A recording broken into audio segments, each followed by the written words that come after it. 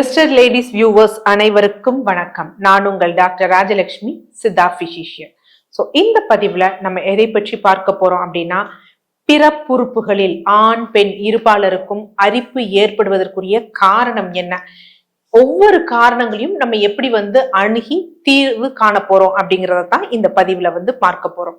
So பிறப்புறுப்புகளில் ஏற்படக்கூடிய அரிப்பு வெயில் காலங்களிலும் இருக்கும், குளிர்ந்த காலங்களிலும் இருக்கும். அதாவது குளிர்காலத்திலும் இருக்கும். வெயில் காலத்துல இருப்பதற்குரிய காரணம் என்ன அப்படின்னு பாத்தீங்கன்னா, அதிக வியர்வை, ஸ்வெட்டிங்.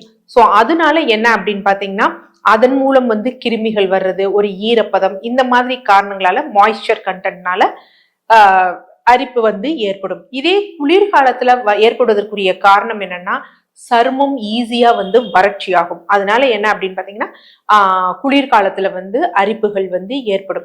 இது இல்லாமல் என்ன பார்த்தோம் அப்படின்னு பாத்தீங்கன்னா, சில பால்வினை நோய்களிலும் அரிப்புகள் ஏற்படும். சோ அந்த அரிப்புக்கு பாத்தீங்கன்னா, நம்ம ஹோம் ரெமடிஸ் அதெல்லாம் இது பண்ணக்கூடாது. அது மருத்துவரை பார்த்து உரிய சிகிச்சை எடுக்கணும். இது இல்லாமல் வேறு என்னென்ன காரணங்கள்ல ஏற்படும், அதற்குரிய தீர்வை இந்த பதிவுல பார்ப்போம். முதல் நிலையா என்ன அப்படின்னு பாத்தீங்கன்னா, நார்மலா இந்த உள்ளாடை அணியிறாங்க பாத்தீங்களா. சோ அந்த உள்ளாடை அணியும் பொழுது, இது யூஸ்வலா ஜாக்கேஜ் அப்படின்னு சொல்லுவாங்க. உள்ளாடை அணியும் பொழுது அது காட்டன் இல்லாமல் இருக்கிறது, நிறைய சிந்தட்டிக் கலந்து இருக்கிறது, இல்ல ரொம்ப இறுக்கமா இருக்கிறது போன்ற காரணங்களால என்ன ஆகும் அப்படின்னு பாத்தீங்கன்னா, இரத்த ஓட்டம் இல்லாமலும் அதிக வியர்வை தன்மை காரணங்களாலும் என்ன அப்படின்னு பாத்தீங்கன்னா அரிப்புகள் ஏற்படும். சோ அப்ப நீங்க சமீபமா எப்பயுமே இல்லாம ஏதாவது ஒரு புதுவிதமான உள்ளாடை வாங்கியிருக்கீங்களா, இல்ல இருக்கக்கூடிய நம்ம யூஸ் பண்ற பிராண்ட்லயே நம்ம ஏதாவது கொஞ்சம் சைசஸ் மாத்தி வாங்கியிருக்கோம், லைட்டா நமக்கு அந்த உள்ளாடை ரிமூவ் பண்ணும் பொழுது அதிகமா வியர்வை இருக்கிற மாதிரி இருந்தது அப்படின்னா, அதை மாற்றினாலே போதும், இந்த அரிப்பு கிளியர் ஆயிடும். அடுத்த ரெண்டாவது முக்கியமான விஷயம் என்ன அப்படின்னு பாத்தீங்கன்னா, யூஸ்வலா ஈஸ்ட் இன்ஃபெக்ஷன்ஸ் வரும். ஸோ இந்த கேண்டிடியாசிஸ் இன்ஃபெக்ஷன் இது நம்மில் பல பேருக்கு கிட்டத்தட்ட பாத்தீங்க அப்படின்னா ஒரு 75% பேர் அவங்க வாழ்நாள்ல இதை கடந்து வந்திருப்பாங்க. ஸோ இவங்களுக்கு எப்படி இருக்கும்னா, காரணங்கள் எதுவும் தெரியாது, அரிப்புகள் ஏற்படும், அழுக்கு சேர்ற மாதிரி இருக்கும், சில சமயம் தடிப்பு ஏற்படுற மாதிரி இருக்கும், அதிகமா வியர்த்து போற மாதிரி இருக்கும். சோ இந்த மாதிரி இருக்கிறவங்க ஈஸ்ட் இன்ஃபெக்ஷன்னால இருந்தது அப்படின்னு வச்சுக்கோங்களேன், கேண்டிடியாசிஸ் சொல்லுவாங்க. சில சமயம் மருத்துவர்கள் அதற்குரிய பவுடர் ஆயின்மெண்ட்ஸ் கொடுப்பாங்க. நார்மலா இந்த மாதிரி இன்ஃபெக்ஷனுக்கு ரொம்ப பெருசாலாம் தேவையில்லை. நார்மல் நம்ம பேக்கிங் சோடா இருக்கு பாத்தீங்களா, அந்த பேக்கிங் சோடா ஒரு 1/4 டேபிள் ஸ்பூன், ஒரு 1/4 டேபிள் ஸ்பூன் என்ன போடணும், தண்ணீர்ல, வெதுவெதுப்பான தண்ணீர்ல போட்டு, சோ அந்த பிறப்புறுப்பு பகுதிகளை நல்லா வாஷ் பண்ணிட்டு வந்தாலே போதும், நமக்கு அந்த ஏரியாஸ் கிளியர் ஆயிரும். அடுத்து மூன்றாவது என்ன அப்படின்னு பாத்தீங்கன்னா, ஏதாவது எரிச்சல் ஊட்டக்கூடிய ஒரு விஷயங்கள் இருக்கும், இரிட்டண்டா யூஸ் பண்ணுவோம். என்ன அப்படின்னா, நிறைய பேர் உள் ஆடைகள்ல பாத்தீங்கன்னா வாசனை திரவம் இருக்கிறது, அதே மாதிரி சானிட்டரி பேட்ஸ் இருக்கு பாத்தீங்களா, அந்த சானிட்டரி பேட்ஸ் இன்னைக்கு நிறைய என்னன்னா லீக்கேஜ் இல்லாம இருக்கணும்னு சொல்லி நிறைய ஹெவி கெமிக்கல்ஸ் இருக்கிறது, தேவையில்லாத அயான்ஸ் அதுல சேர்க்கப்பட்டு இருக்கிறது, கொஞ்சம் என்ன அப்படின்னா ஒட்டக்கூடாது அப்படிங்கிறதுக்கு பிளாஸ்டிக் கோட்டடா இருக்கிறது, கொஞ்சம் அது நறுமணமா இருக்கணும் அப்படிங்கிறப்ப இது பண்ணுவாங்க. சோ அதுல இந்த உதிரம் படும் பொழுது என்னன்னா வாலட்டைலா சில ஆவி போன்று வரும். சோ இந்த கெமிக்கல்ஸ் என்ன பண்ணும் அப்படின்னு பாத்தீங்கன்னா, பெண்களுக்கு இரிட்டேஷனை யூஸ் பண்ணும்.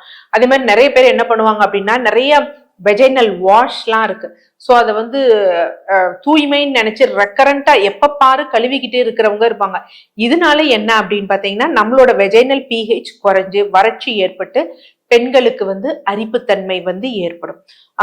அது மாதிரி உள்ளாடைகள்ல ஏதாவது நிறமிகள் இது பண்றது, அதுல ஏதாவது கெமிக்கல்ஸ் சேர்த்திருந்தாங்க அப்படின்னு வச்சுக்கோங்களேன், எப்பயும் யூஸ் பண்ற பிராண்டை விட்டு புதுசா ஒரு பிராண்டு, அந்த பிராண்ட்லயே புதுசா ஒரு மெட்டீரியல், ஒரு மாதிரி நிறம், அந்த மாதிரி இருந்ததுன்னா ஃபர்ஸ்ட் அதை தவிர்க்கணும். அது ரொம்ப முக்கியமான விஷயம். சோ அதை தவிர்த்துட்டு, இல்ல வேற ஏதாவது கெமிக்கல்ஸ் யூஸ் பண்றோம், வாஷ் பண்றதுக்கு யூஸ் பண்றோம்னா அதெல்லாம் அவாய்ட் பண்ணுங்க. ஆனா இருந்தாலும் நீங்க வாஷ் பண்ணக்கூடாதுன்னு சொல்றீங்க, எனக்கு ஒரு சௌகரியமா இருக்கணும், அன்ஹைஜீனிக்கா ஃபீல் பண்றேன் அப்படின்னா, நார்மலா நீங்க வெதுவெதுப்பான வெந்நீர்ல மஞ்சள் போட்டு வாஷ் பண்ணலாம், இல்ல உப்பு போட்டு வாஷ் பண்ணலாம், இல்ல திரிபலா சூர்ணம் போட்டு வாஷ் பண்ணலாம். அதுவே உங்களுக்கு நல்ல ஒரு ஹைஜீனிக்கா ஒரு நல்ல ஒரு தீர்வா அமையும். அடுத்து முக்கியமானது, ரொம்ப எல்லாருக்கும் காமனா வந்து ஃபீல் பண்ணக்கூடிய ஒரு விஷயம், இந்த பாதிப்பு வந்தவங்க என்ன அப்படின்னு பாத்தீங்கன்னா சோரியாசிஸ். சோ சோரியாசிஸ் இருப்பவர்களுக்கும் அங்க வந்து மத்த இடத்துல அவங்களுக்கு இருக்கவே இருக்காது. பெரும்பாலும் என்னன்னா மார்பகத்திற்கு கீழ் பகுதிகளிலும், அதே மாதிரி என்ன அரை இடுக்கு பகுதிகளிலும், பிறப்புறுப்புகளில் இருக்கக்கூடிய ரோமங்கள்ல வந்து பாத்தீங்க அப்படின்னா இந்த சோரியாசிஸ் வந்து இருக்கும். இந்த இடத்துல வந்து என்னன்னா பெருசா செதில்கள் மாதிரி கூட இதாகாது. யூஸ்வலா வட்ட வடிவமா அந்த மாதிரி வந்து சில பேருக்கு வந்து இருக்கும். சோ அந்த மாதிரி இருக்கிறவங்க, சோரியாசிஸ் இருக்கிறவங்க நல்லா பயன்படுத்தக்கூடிய ஒரு விஷயம் என்ன அப்படின்னா, அவங்க குளிக்கக்கூடிய அந்த நார்மலா வந்து பொடுதலை தைலம் இருக்கும், அது எக்ஸ்டர்னலா வந்து வாஷ்க்கு வந்து யூஸ் பண்ணலாம். அப்ளை வந்து பண்ணிட்டு, அதே மாதிரி குளிக்கக்கூடிய அந்த குளியல் பொடிகள் இருக்கு பாத்தீங்களா, அதுல கருஞ்சீரகம், கார்போகரிசி, பாசிப்பயிறு மாவு, கஸ்தூரி மஞ்சள், சோ இதெல்லாம் சேர்த்து அதாவது பாசிப்பயிறு மாவு அப்படிங்கிறது ஒரு டம்ளர் அப்படின்னு வச்சுக்கோங்களேன். ஒரு டம்ளர்னா அதுல வந்து ஒரு 1/4 டம்ளர் கருஞ்சீரகம், 1/4 டம்ளர் கார்போகரிசி அது எடுக்கலாம். கஸ்தூரி மஞ்சள் என்ன அப்படின்னு பாத்தீங்கன்னா ஒரு 2 டேபிள் ஸ்பூன், இதெல்லாம் நல்லா மிக்ஸ் பண்ணிட்டு அந்த இடத்துல அப்ளை பண்ணி இந்த ஆயில் பொடுதலை தைலத்தை அப்ளை பண்ணிட்டு இதை போட்டு வாஷ் பண்ணிட்டு வந்தோம்னாலே போதும். ஆரம்ப ஸ்டேஜ்லயே அங்க இருக்கக்கூடிய சோரியாசிஸ் வந்து கிளியர் ஆயிடும். சோ அந்த மாதிரி சோரியாசிஸ் இருக்கிறவங்க, கரப்பான் இருக்குது, அதாவது எக்ஸிமா இருக்கு, டெர்மடைட்டிஸ் அந்த இடத்துல இருந்ததுனாலும் அவர்களுக்கும் இந்த மாதிரி விஷயங்கள் வந்து ஏற்படும். இந்த டெர்மடைட்டிஸ் வந்து இரிட்டேஷனா நம்ம இருக்கக்கூடிய கெமிக்கல்ஸ் யூஸ் பண்ணாலும் அவர்களுக்கும் இருக்கும். அது இல்லாம அட்டோபிக் டெர்மடைட்டிஸ் இந்த குழந்தைகளுக்கு ஏற்படுறது, ஆட்டோ இம்யூன் டிசார்டரா தன்னுடல் தாக்கு நோயா ஏற்படுறவங்களுக்கும் இது நல்ல வந்து ஒரு பலன் தரும். அடுத்து என்ன அப்படின்னு பாத்தீங்கன்னா லைக்கன்ஸ் பிளானஸ் அப்படின்னு வந்து சொல்லுவாங்க. சோ இது எப்படி இருக்கும் அப்படின்னு பாத்தீங்கன்னா அரிப்பு ஏற்படும், ஒரு தடிப்பு ஏற்படும், பின்பு வந்து என்ன அப்படின்னு பாத்தீங்கன்னா கருந்திட்டுகள் போன்று வந்து ஏற்படும். இதுவும் நிறைய பேருக்கு வந்து ஏற்படுவதற்கு வாய்ப்பு இருக்கு. சோ இதெல்லாம் வந்து நம்ம கை வைத்தியமா பண்ணாலும் பெருசா வந்து நமக்கு சரியாகாது. அதற்கு உரிய முறையில வந்து சிகிச்சை எடுக்கணும். லைக்கன்ஸ் பிளானட்ஸ் எல்லாம் இருந்தது அப்படின்னா கரப்பான் பண்டங்கள், கரப்பான் உணவுகள்னு சொல்லுவோம் பாத்தீங்களா, சோ அந்த மாதிரி உணவுகளை தவிர்க்கணும். உதாரணத்துக்கு நம்ம எடுத்தோம் அப்படின்னா நான்வெஜ் வந்து மீன், முட்டை, கருவாடு, கத்தரிக்காய் போன்றவங்க வந்து அதை வந்து ஃபர்ஸ்ட் ரெஸ்ட்ரிக்ட் பண்ணிட்டு நல்லா பிளட் பியூரிஃபை பண்ற மாதிரி ஒரு டயட் எடுத்தோம் அப்படின்னாலே அந்த இடத்துல இருக்கக்கூடிய அரிப்புகள் சரியாயிடும். நம்ம இங்க சொல்ற மாதிரி இந்த ஆயில் அப்ளை பண்ணலாம், இல்ல இந்த வாஷ் பண்ணலாம் அப்படிங்கிறப்ப அது சொரியாசிஸ்கோ இல்ல மத்த இன்ஃபெக்ஷன்ஸ்க்கு கண்ட்ரோல் ஆகிற மாதிரி டக்குன்னு கண்ட்ரோல் ஆகாது. அந்த இடத்துலதான் முதல்ல வந்துச்சு அப்படின்னா உரிய நேரத்துல மருத்துவரை அணுகி சிகிச்சை எடுத்தோம் அப்படின்னா பல இடங்களுக்கு பரவுறத வந்து நம்ம ரெஸ்ட்ரிக்ட் வந்து பண்ணிருக்கலாம். இதே இந்த லைக்கன்ஸ்லயும் வந்து ஸ்க்ளீரோசிஸ்ன்னு இருக்கு. இது பார்ப்பதற்கு பால்வினை நோயை போன்று ஏற்படுவது போலயே இருக்கும். காயங்கள், நீர் வடிகிறது, அந்த மாதிரி விஷயங்கள்லாம் வந்து இருக்கும். சோ இதுவும் நம்ம அந்த முன்னாடி சொன்ன அந்த லைக்கன்ஸ் மாதிரியே என்ன அப்படின்னு பாத்தீங்கன்னா உரிய முறையில சிகிச்சை எடுக்கணும். இதெல்லாம் வந்து உரிய முறையில சிகிச்சை எடுக்கணும். கை வைத்தியம் மற்றும் பண்ணோம் அப்படின்னா அது நமக்கு வந்து பெரிதாக வந்து பலன் வந்து தராது. அடுத்து முக்கியமான விஷயம் என்ன அப்படின்னு பாத்தீங்கன்னா ரிங்வார்ம் இன்ஃபெக்ஷன், படர்தாமரைன்னு இருக்கு பாத்தீங்களா, இதுவும் எங்க வரும் அப்படின்னு பாத்தீங்கன்னா இந்த அரையிடுக்கு பகுதிகள்ல, மார்பு பகுதிகள்ல வந்து வரும். இது எந்த மாதிரி இதுல வந்து தெரியுமா, அதாவது வெயில் மழை காலங்கள்ல யூஸ்வலா எங்க வந்து நீர்த்துவம் மாய்ஸ்சர் கண்டென்ட் வந்து அதிகமாக இருக்கோ அப்ப வந்து அது ரொம்ப அதிகமா வந்து அந்த இன்ஃபெக்ஷன் வந்து அங்க வளர ஆரம்பிக்கும். இது ஒருவரிடம் இருந்து ஒருவருக்கு ஒட்டக்கூடியது. இந்த மேல சொன்ன லைக்கன்ஸ் எல்லாம் வந்து சொரியாசிஸ்லாம் யாருக்கும் ஒருத்தரிடம் இருந்து ஒருத்தருக்கு ஒட்டாது. இது குடும்பத்துல ஒருத்தருக்கு இருக்கு, அவங்க பெட்ஷீட்டை ஷேர் பண்றாங்க, இல்ல அவங்களோட இத வந்து டவல்ஸை ஷேர் பண்றாங்க அப்படின்னா அது ஒருவரிடமிருந்து ஒருவருக்கு வந்து ஒட்டக்கூடிய ஒரு விஷயம், கண்டேஜியஸான ஒரு விஷயம்.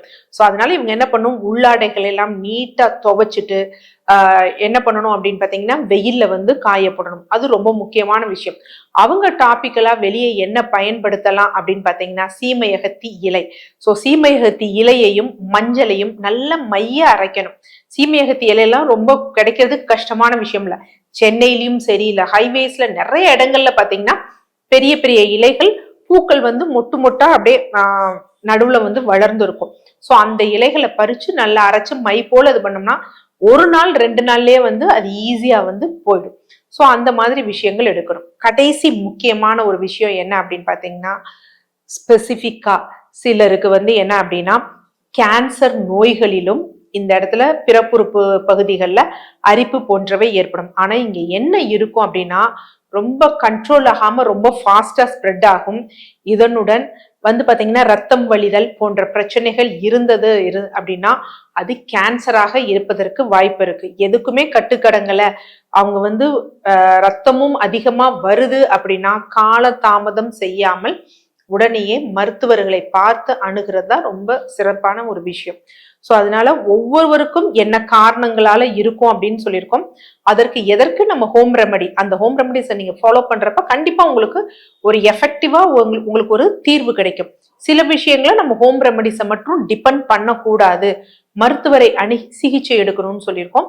அதற்கு நம்ம தகுந்த வகையில வந்து சிகிச்சை எடுத்தோம் அப்படின்னா ஒரு நல்ல ஒரு சொல்யூஷன் நமக்கு கிடைக்கும். நன்றி.